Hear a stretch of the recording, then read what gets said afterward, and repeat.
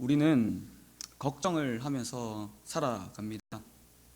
나이에 따라서 우리 이 걱정은 조금씩 다르지만 우리 어린 아이부터 시작해서 우리 이제 어른까지 모두가 걱정을 하고 삽니다. 직장에 대한 걱정, 교회에 대한 걱정, 또 가정에 대한 걱정, 이런 걱정들 가운데 빠지지 않는 것이 있는데요. 그것은 바로 자식 걱정입니다. 자식이 어릴 때는 잘 자라는가 이것 때문에 걱정하고, 조금 자라서는 이 아이가 공부를 잘할 수 있을지, 앞가림을 잘할지에 대해서 걱정을 하고, 이제 자라서 결혼을 한다고 하면 또 결혼한다고 걱정을 하고, 또 결혼하고 이제 아이를 낳는다고 걱정을 하고, 애 낳았다고 또 잘 키우는지 걱정하고, 우리의 삶은 이런 우리 자녀에 대한 걱정을 놓을 수가 없는 것입니다. 제가 주중에 한 성도님이 하시는 그런 이야기를 들었는데요. 이 이야기의 대부분의 내용 80% 아니 90% 이상이 이 자녀에 대한 이런 이야기였습니다. 이 자녀에 대한 이런 이야기, 자녀에 대한 걱정, 우리는 안 할래야 안 할 수가 없습니다. 왜 부모가 그 자녀를 걱정하는 것일까요? 우리 옆집에 있는 그런 아이들이 뭐 좀 잘못한다고 해서 우리의 낳는 우리의 자녀와 같은 그런 걱정은 하지 않지 않습니까? 부모의 자식에 대한 걱정은요, 그 출발점이 사랑으로부터 나오는 것입니다. 사랑하기 때문에 걱정하는 것이지요. 오늘 말씀 가운데에서도 한 아버지의 아들에 대한 걱정과 또 사랑이 나타나는데요. 오늘 이 본문은 우리에게 너무도 익숙한 그런 본문 가운데 하나입니다. 오늘 본문을 보며 우리는 돌아온 탕자에 대한 그런 본문으로 생각을 합니다. 본문을 살펴보면은 이 아버지에게 2명의 아들이 있다는 사실을 알 수가 있습니다. 그런데 이 2명의 아들 중에 둘째가 문제인 거예요. 둘째 아들이 아버지한테 말하기를, 아버지의 재산 중에 나에게 돌아올 몫을 저한테 좀 주세요, 이렇게 말한 것입니다. 이 말은 자신에게 오는 유산을 먼저 달라는 것입니다. 아버지 앞에 자신이 받아야 될 이 유산들을 아버지 먼저 주십시오, 이렇게 말하는 것입니다. 이 유산에 대해서 우리가 사전적인 그런 정의를 살펴볼 때요, 죽은 사람의 재산이라는 것을 알 수가 있습니다. 다시 말해서 죽어야만 받을 수 있는 것이 이 유산이라는 것입니다. 오늘 본문에서 둘째의 문제점은 여기에 있는 것입니다. 아버지가 죽은 후에 자신에게 줄 몫을 미리 달라고 한 것입니다. 유대인들의 관습에 따르면요, 보통 이 유산은 아버지의 임종시에 분배를 했다고 합니다. 보통은 그랬지만 유대 사회에서 아주 특별한 경우에는 아버지가 살아있을 그때에도 유산을 미리 받을 수가 있었습니다. 그런데요, 만약에 아버지가 살아있을 때에 미리 유산을 받았을지라도 상속을 받은 상속자는 자신의 임의대로 이 유산을 사용할 수가 없었습니다. 만약에 아버지가 물려준 이 유산을 장사를 해서, 그리고 어떤 방법을 통해서 이제 큰 이익을 남겼다 할지라도 그것을 자신의 마음대로 사용할 수가 없는 겁니다. 왜냐하면 이것이 유대인 사회에서 가장 기본적인 그런 질서라고 생각했기 때문입니다. 유대인들이 왜 이런 것들을 질서라고 생각했을까요? 그것은 이 가정에서 아버지를 무시하고 또 경외하지 않는 그 행위가 무엇으로 이어지느냐? 결국 가정의 질서를 세우시고 가정을 만드신 하나님을 무시하고 경외하는 것으로 이어진다고 보았기 때문입니다. 오늘날에도 이것은 우리에게 일리가 있습니다. 우리 가정의 질서를 하나님께서 세우셨습니다. 그 가정의 질서를 어기는 것은요, 궁극적으로 하나님의 말씀 앞에 도전하는 아주 악한 행위입니다. 이런 가정의 질서를 파괴하는 행위는 마치 사탄이 하나님 앞에 도전을 하는 그런 행위와 유사한 것입니다. 이런 측면에서 볼 때 둘째 아들은 아버지 앞에 아주 무례하고 또 우리 하나님 앞에서도 아주 큰 반역죄를 지은 것과 같습니다. 그런데 오늘 말씀에 나오는 아버지는 이와 같은 모든 것을 다 알면서도 어찌나 자비로운지 아들에게 한마디의 말도 하지를 않습니다. 아버지는 유산으로 줄 분깃을 아들에게 준 것입니다. 오늘 본문 12절 후반부에 보시면요, 아버지는 그 살림을 각각 나누어 주었다고 말합니다. 둘째 아들의 요구에 의해서 둘째 아들뿐만이 아니라 첫째 아들에게도 아버지는 미리 유산을 상속해 주었습니다. 신명기의 율법에 따르면은 아버지의 그 아들 장자는 아버지의 유산의 3분의 1을 그리고 유산으로 받고 차자 둘째에게는 3분의 1을 상속해 줄 것이라고 하나님은 말씀하고 계십니다. 이 말씀에 따라 정확하게 아버지는 두 아들에게 3분의 2, 3분의 1에 해당하는 이 유산을 상속해 주었습니다. 그런데 이 두 아들에게는 차이점이 있습니다. 먼저 첫째 아들의 경우에는 자신이 받은 유산을 자신의 임의로 사용하지를 않고 그 유산의 상속권을, 사용권을 아버지께 둔 것입니다. 그러나 둘째 아들은 어떻게 했냐 보니까 자신이 받은 유산을 자신의 마음대로 다 사용해 버린 것입니다. 오늘 본문 13절 말씀에서 둘째 아들이 재물을 다 모아가지고라는 이 단어의 원어를 살펴보면 재산을 현금화하다 이런 의미를 가지고 있습니다. 둘째 아들은 아버지에게로부터 받은 그 유산을 다 팔아버린 것입니다. 당대의 유대 사회에서 유산을 받는다고 하면은 일반적으로 아버지가 가지고 있던 땅을 주었습니다. 물려준 것이죠. 그런데 이 땅은 아무리 유산으로 미리 상속받았다고 해도 아버지가 살아있을 동안에는 아버지의 허락이 있어야만 이 땅을 처분할 수가 있었습니다. 둘째 아들이 재산을 현금화하기 위해서는 이 땅을 반드시 팔아야만 하는 것입니다. 이를 위해 아버지 앞에 상속받은 이 땅에 대한 처분권을 강하게 주장하며 아버지, 저한테 이 땅 팔 권리를 저한테 지금 주십시오. 저 지금 현금화할 이런 재물들, 지금 현금이 필요합니다. 이렇게 요구를 한 것입니다. 사실 유대인들에게는 이 땅은 아주 중요한 것 중에 하나입니다. 하나님은 레위기에 나오는 율법을 통해서도 이 땅을 팔지 말라고 말씀하셨는데 이 땅 자체가 하나님이 주신 기업이었기 때문입니다. 그러나 둘째 아들은 이런 것들을 모두 무시한 채 아버지 앞에 땅을 팔 권리를 요구했습니다. 사실상 둘째 아들의 이와 같은 행위는요, 그 아버지가 속히 죽기를 바라는 것과 다를 것이 없는 그런 악한 행동이었습니다. 하나님께서 질서로 세우신 그 집안의 가장만이 이 땅에 대한 결정권을 가지고 있는데 그럼에도 불구하고 아버지는 둘째 아들에게 물려줄 이 땅을 팔 권리, 이 권리를 모두 주었습니다.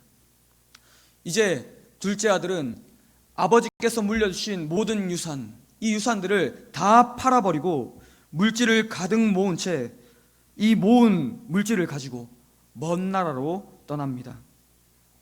당시에 유대인들은 외국에 나가서 돈을 벌기도 했습니다.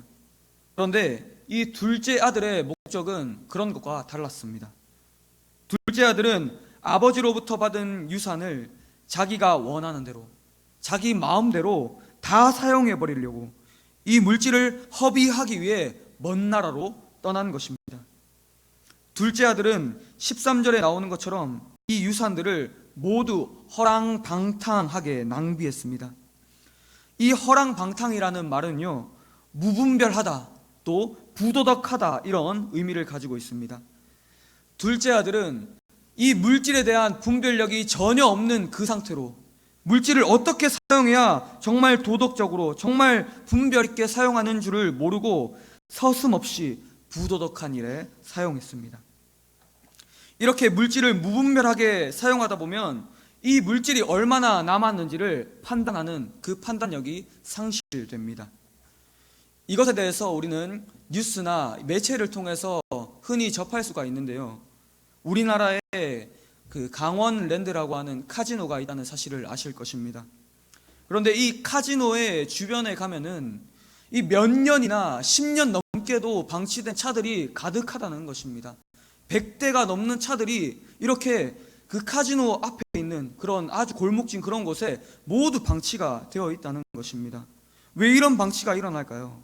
바로 카지노에서 도박으로 자신의 물질을 무분별하게 모두 탕진하고 차까지 버리고 떠나는 것이죠.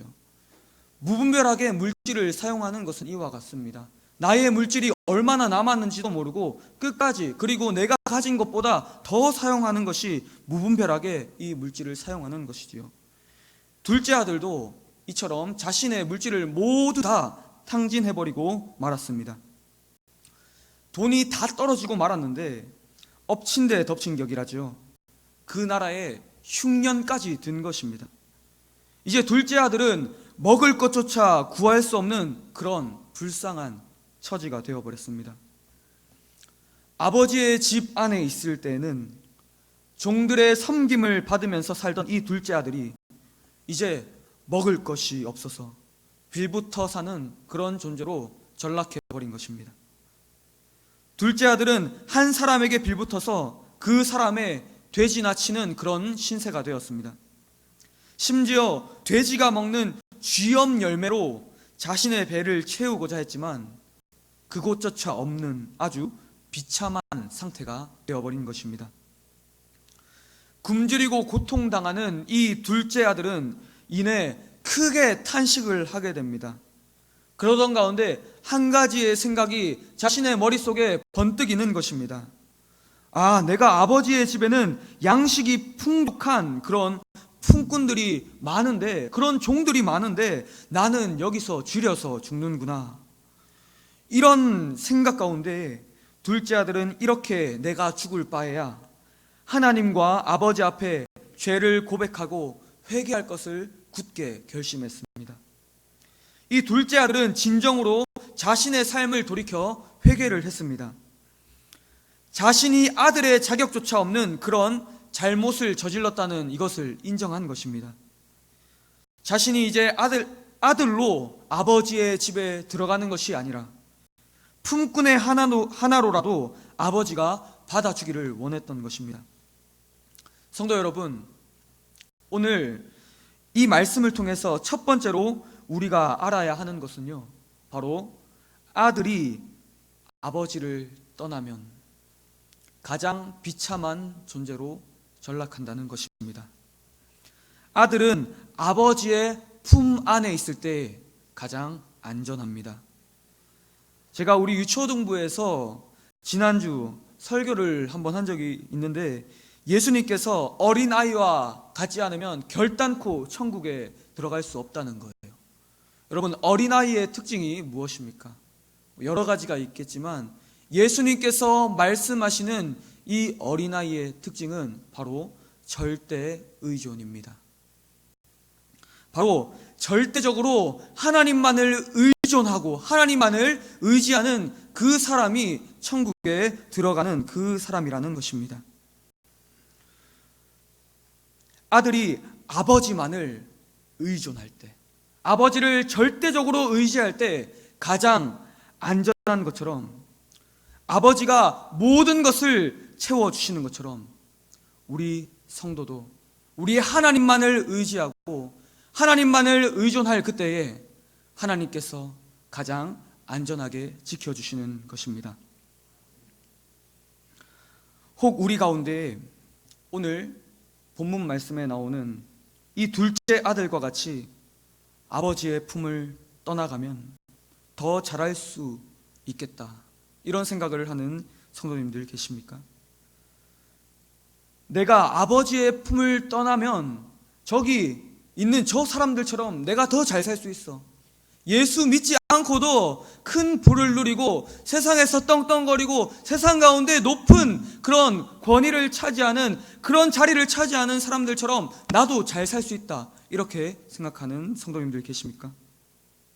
성도 여러분, 아버지의 품을 떠나면 아버지의 보호를 받을 수가 없습니다. 더 잘 살 수 있다고 생각할지 모르지만 오늘 말씀을 통해서 우리가 깨달을 수 있는 그것은 아주 기본적인 먹을 것도 마실 것도 잘 곳도 스스로 해결할 수 없다는 것입니다. 자기 스스로 비참함에 빠지게 되는 것입니다. 우리 오랜 시간 신앙생활을 하다 보면 여러 가지 일들로 인해서 이 교회를 떠나고 싶은 그런 상황들이 어느 누구에게나 생길 수가 있습니다. 그때에 이 둘째 아들이 겪은 일들을 기억하시기를 바랍니다. 집을 떠나면 고생이라는 말이 있죠. 집을 떠나면 고생길이 열립니다. 고생길만 열리게 될까요? 먹는 것도 마실 것도 스스로 해결할 수 없는 죽을 길이 열리는 것입니다. 우리 성도는 아버지의 품을 떠나면 그 떠나는 것 자체로 고생으로 그 삶이 끝나지가 않습니다. 도무지 살 수가 없는 것입니다. 성도 여러분, 고생길 그리고 죽을 길을 좋아하는 사람은 아무도 없습니다. 모든 사람은 삶의 화평이 넘쳐나기를 원합니다. 오늘 말씀 가운데에 우리 삶을 가장 안전하게 살아나가는 그것은요, 아버지의 품 안에 있는 것입니다. 날마다 우리 아버지 되신 하나님 품 안에서 보호를 받으시고 우리 하나님이 주시는 안식과 평안이 날마다 충만한 성도님들 되시기를 축복합니다. 이제 둘째 아들이 돌아가겠다는 이 굳은 결심을 한 후에 집으로 돌아가게 됩니다. 얼마나 비참한 꼴로 아버지의 집을 향해 돌아오는 것이겠습니까? 아버지의 유산을 받아가지고 나갈 때는 자신만만했던 이 아들이 이제는 아버지께서 품꾼으로라도 받아주실 것을 바라고 한 걸음 한 걸음 집으로 가는 것입니다. 둘째 아들은 아버지의 집으로 돌아가는 그 익숙한 길을 한 걸음 한 걸음 걸어갑니다. 이제 저기 멀리에서 아버지의 집이 보이는데 누군가 한 사람이 불이 나게 달려오는 것입니다. 바로 자신이 무례하게 대했던, 속히 죽기를 원했던 그 아버지가 달려 나오는 것입니다. 당시의 유대 사회에서는 이런 아버지가 아들을 마중 나오는 일은 있을 수가 없는 일이었습니다. 아버지가 아들에게 먼저 달려 나아가는 그것은요, 이 당시에는 아버지의 권위와 아버지의 품위를 떨어뜨리는 그런 일이었습니다. 이웃 사람들이 이 광경을 보면은 혀를 차면서 아이고 저 아버지 보시게나, 저 권위도 없는 저 품위가 뭔지도 모르는 저 아버지를 보시게나 하면서 다른 사람들이 이렇게 손가락질을 했던 그런 행동입니다. 그러나 이 아버지는 다른 사람의 시선을 신경 쓸 겨를조차 없었습니다.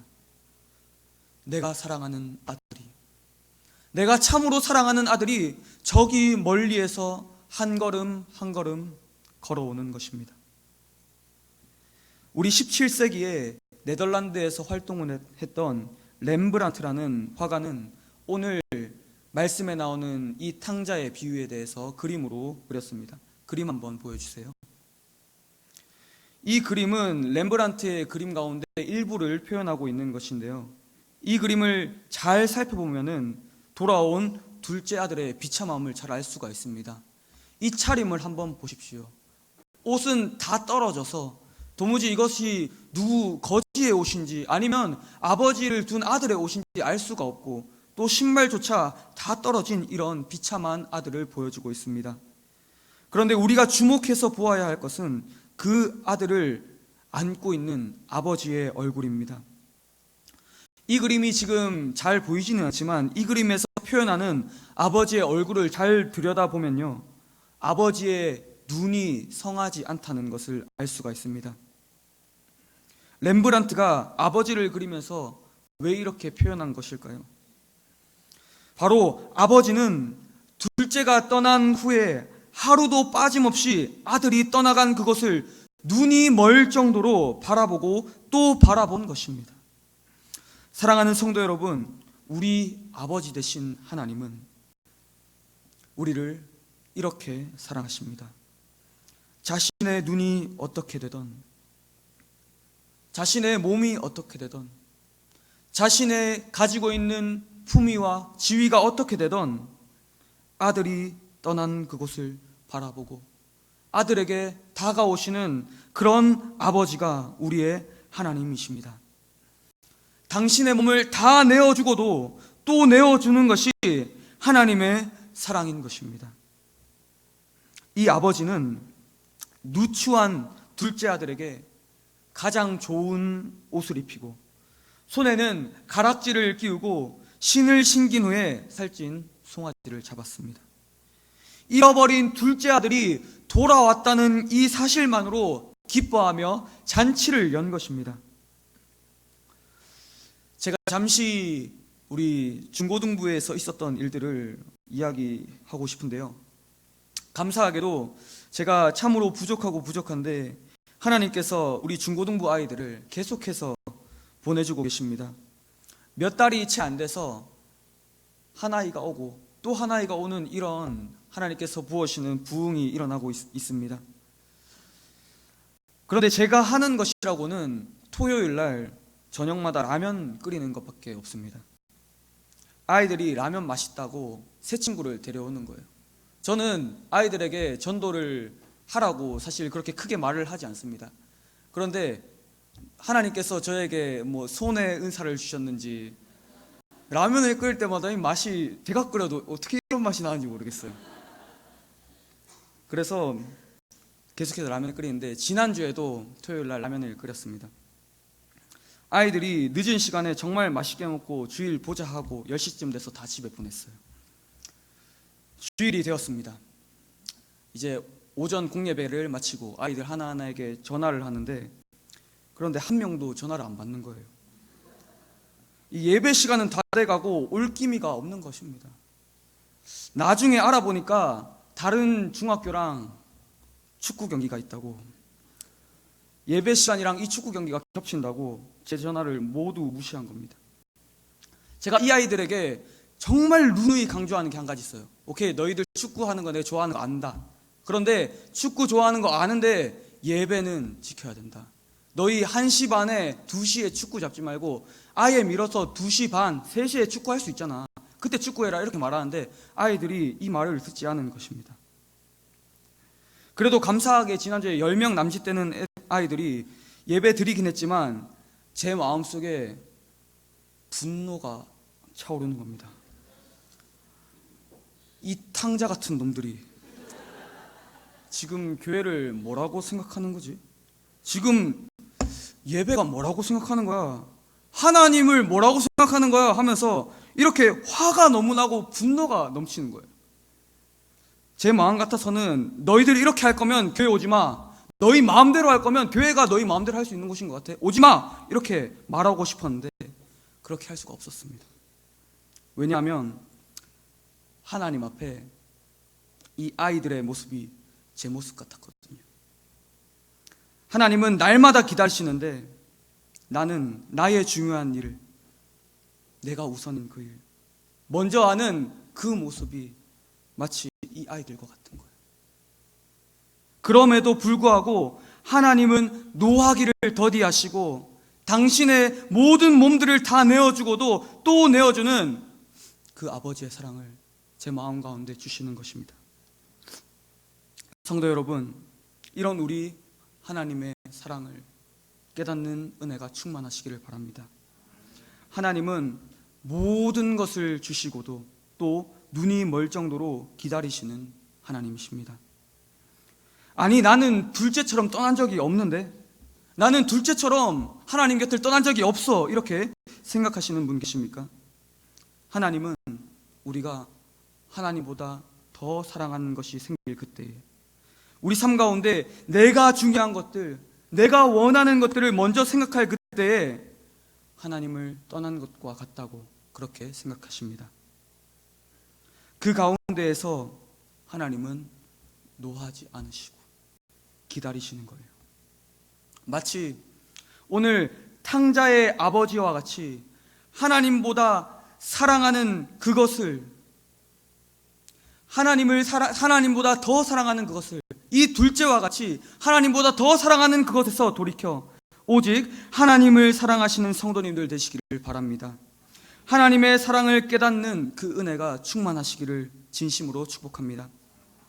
계속해서 오늘 말씀 가운데 이제 진짜 문제가 나타납니다. 첫째 아들이 밭에서 일을 하다가 이제 아버지의 집 가까이로 온 것입니다. 아버지의 집이 가까워지는데 소리를 들어보니까 이 보통 소리가 아닌 거예요. 풍악 소리, 춤추는 소리, 잔치 소리가, 그런 소리가 아버지의 집에서 들리는 것입니다. 이에 첫째 아들은 한 종에게 이게 무슨 일이냐 이렇게 물어보는데, 이 종이 당신의 동생이 돌아왔습니다. 그래서 당신의 아버지께서 살찐 송아지를 잡고 잔치를 열었습니다 이렇게 말했습니다. 이 말에 첫째의 마음 가운데에는 제가 지난주에 느꼈던 그 분노, 그런 분노보다 더한 분노가 가득 찼습니다. 그리고는 노하여 집에 들어가기를 원하지 않았다고 말씀하고 있습니다. 밖에서 들어오지 않는 이 첫째 아들을 발견한 아버지는 얼마나 자비로운지 밖으로 직접 나와 화가 난 첫째 아들에게 집으로 돌아오거라, 집으로 들어오거라 이렇게 설득을 했습니다. 그런데 이 첫째 아들이 아버지 앞에 불만을 토로하는 것입니다. 아니 아버지, 내가 종처럼 아버지를 섬겼는데요, 아버지는 염소 새끼조차 저한테 잡아주시지 않았잖아요. 아버지의 유산을 자기 멋대로 무분별하게 창녀들에게 다 써버린 이놈이 들어오니까 살찐 송아지를 잡으셨네요. 아버지, 너무하시는 것 아닙니까? 이렇게 첫째 아들은 아버지에 대한 불만을 토로했습니다.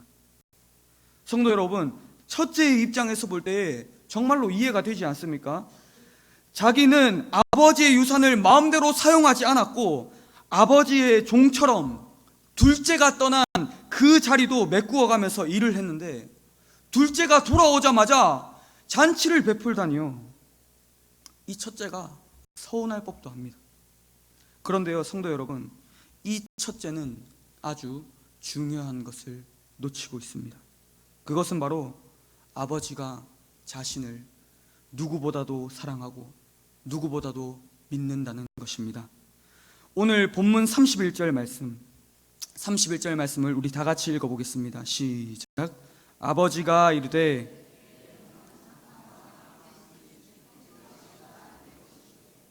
성도 여러분, 우리가 아버지라면 아버지의 모든 것을 누구에게 맡기겠습니까? 우리 자녀를 두고 10손가락 깨물어도 안 아픈 손가락이 없다고 말하지만 그 가운데 더 믿고 말로 다 하지 않아도 더 사랑해서 더 많은 것을 맡기고픈 그런 자녀가 있지 않습니까? 오늘 아버지에게는 이 첫째 아들이 그런 아들이었습니다. 그런데요, 이 첫째 아들은 이런 아버지의 마음을 몰랐고 아버지의 마음을 놓쳤습니다.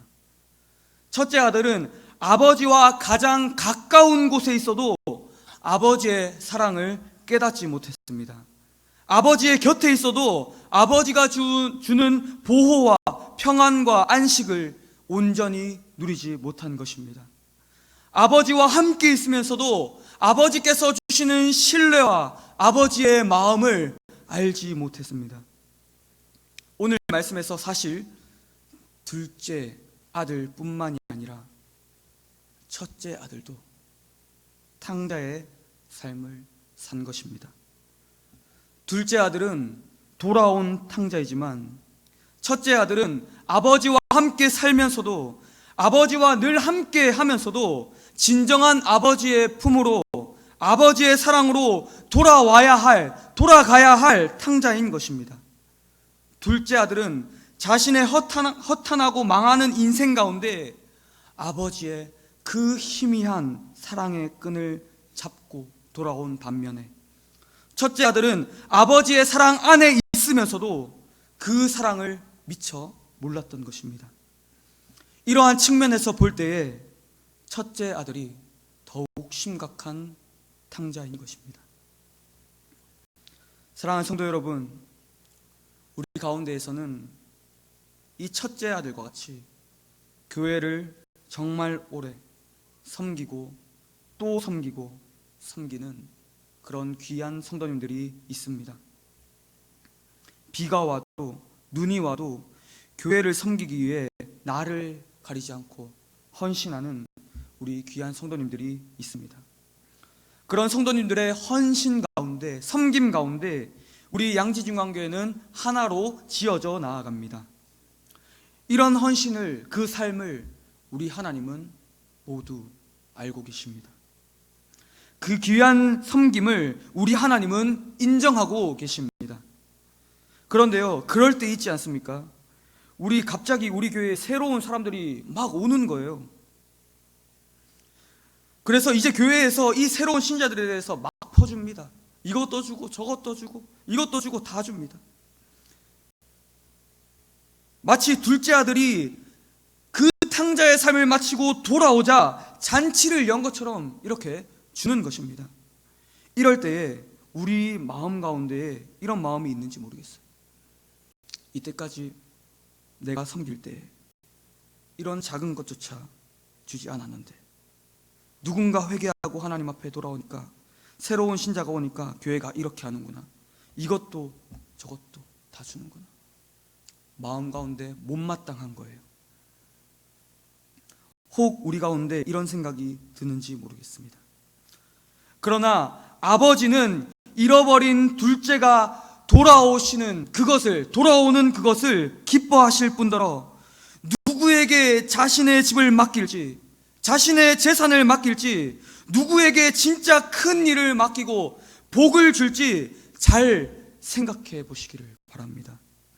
만약 우리 가운데 마치 첫째 아들과 같이 아버지에 대한 서운함, 아버지에 대한 불만이 나온다면 그것은 진짜 아버지의 사랑을 모르는 것입니다.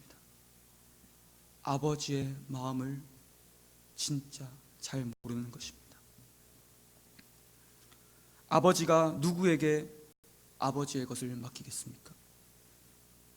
집을 나갔다 돌아온 둘째에게 아버지가 아버지의 것을 맡길 수 있겠습니까? 아무리 좋다고 해도, 아무리 기분이 좋아도 아버지는 이 둘째에게 그런 것들을 맡길 수는 없습니다. 첫째 아들과 같이 항상 아버지의 곁에서 묵묵하게 아버지를 섬긴 그런 사람에게 아버지의 것을 맡기지 않겠습니까? 사랑하는 성도 여러분, 우리 올 한 해에 하나님이 주실 역사를 기대하며 또 새 생명의 열매가 풍성하게 맺힐 것을 믿습니다. 그 가운데 우리는 오늘의 말씀을 기억해야 합니다. 가슴 깊은 곳에 우리 하나님의 말씀을 새겨야 합니다. 우리 아버지 되신 하나님은 죄인이 돌아오는 것을 정말로 정말로 기뻐하십니다. 죄인이 돌아올 때에 눈이 멀 정도로, 자신의 몸이 상할 정도로 바라보고 계십니다. 그런데 죄인이 돌아왔을 때, 새 생명이 열매가 맺혀서 돌아왔을 그때에 교회가 잔치를 열고 이렇게 기뻐하는 그때 우리 마음 가운데 서운한 마음, 보상을 받고자 하는 이런 마음들, 그런 마음들이 계속해서 생겨난다면 우리 아버지 되신 하나님의 사랑을 놓치고 있는 것입니다. 진짜 하나님의 사랑을 모르는 것입니다. 사랑하는 성도 여러분, 우리 죄인이 돌아올 그때 새 생명이 맺히고 그 새 생명에게 관심이 갈 그때 하나님과 함께 기뻐하고 함께 즐거워하는 은혜가 충만하시기를 바랍니다. 만약에 우리 마음속에 서운한 마음이 든다면 우리의 하나님의 사랑을 다시 한번 우리 마음 가운데 기억해야 합니다. 하나님 안에 있으면서 그 사랑을 놓친 사람만큼 불쌍한 사람이 없습니다. 하나님이 기뻐하시는 일에 함께 기뻐하시고, 하나님의 사랑과 신뢰가 누구를 향해서 과연 쏟아지는지, 과연 하나님의 것을 하나님께서 누구에게 맡기는지 깨닫는 이 은혜가 충만하시기를 바랍니다. 말씀을 맺습니다. 먼저 우리는 하나님을 떠나면 이 둘째 아들과 같이 비참한 그런 처지, 말로 이루다 할 수 없는 이런 처지에 처한다는 사실을 기억하시기 바랍니다. 하나님은 하나님의 자녀가 하나님만을 의지할 그때, 하나님만을 절대 의존할 그때 가장 평안한 삶, 가장 안전한 삶, 가장 행복한 삶으로 인도하시는 하나님이십니다. 하나님 안에, 하나님의 품 안에 거하시기를 예수님의 이름으로 축복합니다. 다음으로 하나님의 사랑을 깨달아야 합니다. 우리 하나님은 눈이 멀 정도로 날마다 우리를 기다리시는 하나님이십니다. 하나님은 날마다 하나님의 사랑 안에 거하기를 원하십니다. 기다리시는 하나님을 기억하시고 우리 삶에 하나님보다 중요하게 생각하는 모든 것들을 내려놓으시기를 바랍니다. 마지막으로 하나님은 잃어버린 영혼이, 잃어버린 죄인이 하나님 앞에 돌아오는 것을 정말로 기뻐하십니다. 그 가운데 첫째 아들과 같이 이 서운한 마음, 이런 마음들이 우리 마음 가운데 든다면 하나님이 진정으로 신뢰하고 하나님이 진정으로 사랑하는 자가 누구인지, 하나님의 것을 맡길 수 있는 자가 누구인지 기억하시기를 바랍니다. 우리의 섬김 가운데 하나님의 사랑을 날마다 깨달으셔서 하나님이 기뻐하시는 잃어버린 영혼이 돌아오는 일에 함께 기뻐하시기를 주님의 이름으로 축복합니다.